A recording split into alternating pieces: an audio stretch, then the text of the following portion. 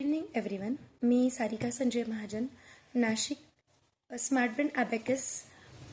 मला smart brain ॲबॅकसची franchise घेऊन आज 9 महिने झाले. तर या 9 महिन्यांमध्ये मॅमने प्रत्येक वेळी अतिशय सुंदर असा गायडन्स मला केलेला आहे. तर आजची जी मीटिंग झाली ती मीटिंग अतिशय महत्त्वपूर्ण होती.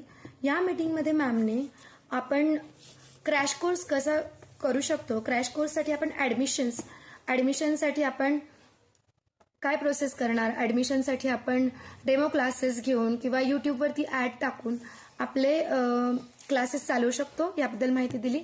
त्यानंतर मॅमनी आपल्याला ॲबॅकसची टूल कशी पकडायची, त्यानंतर जी मिडल लाईन असते त्या मिडल लाईनला आपण आन्सर लाईन असे बोलतो.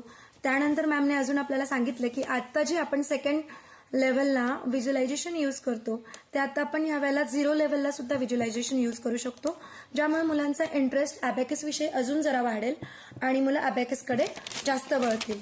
त्यानंतर मॅमने अजून आपल्याला हायब्रिडायझेशन ही एक हायब्रिड मॉडेल ही एक कन्सेप्ट आपल्याला सांगितली. तर हायब्रिड मॉडेल म्हणजे आपण जसे ऑफलाईन क्लासेस घेतो तसेच आपण ऑनलाईन क्लासेस देखील घेऊ शकतो, हे देखील मॅमने सांगितलं. आणि अजून मॅमने आपल्याला एक असं गायडन्स केलं की आपण प्रत्येक वेळी पॅरेंट्सला त्यांच्या मुलांबद्दल पॉझिटिव्ह फीडबॅक जर दिला तर पॅरेंट्सला देखील वाटतं की आपले मुलं करत आहेत, म्हणून जेणेकरून मग आपल्याला ॲडमिशन्स इन्क्रीज होण्यासाठी त्याचा अजून फायदा होऊ शकतो. त्यानंतर वेळोवेळी आपण पॅरेंट्ससोबत कम्युनिकेट केलं पाहिजे. अजून मॅमने आपल्याला सांगितलं की जर आपण वेगवेगळ्या कॉम्पिटिशन्स घेतल्या, जसं ड्रॉइंग कॉम्पिटिशन, हँडरायटिंग कॉम्पिटिशन, आपले रेग्युलर क्लासेस असतील तर त्या क्लासेसमध्ये देखील आपण मुलांचे हँडरायटिंग कॉम्पिटिशन, ड्रॉइंग कॉम्पिटिशन घेऊन त्यातून नंबर्स काढू शकतो, जेणेकरून मुलांना ॲबॅकस विषयी आपण इंटरेस्ट वाढवू शकतो. त्यानंतर आपण त्यांचे टेबल फास्ट घेऊ शकतो. असे बऱ्याच गोष्टी मॅमने आपल्याला सांगितल्या.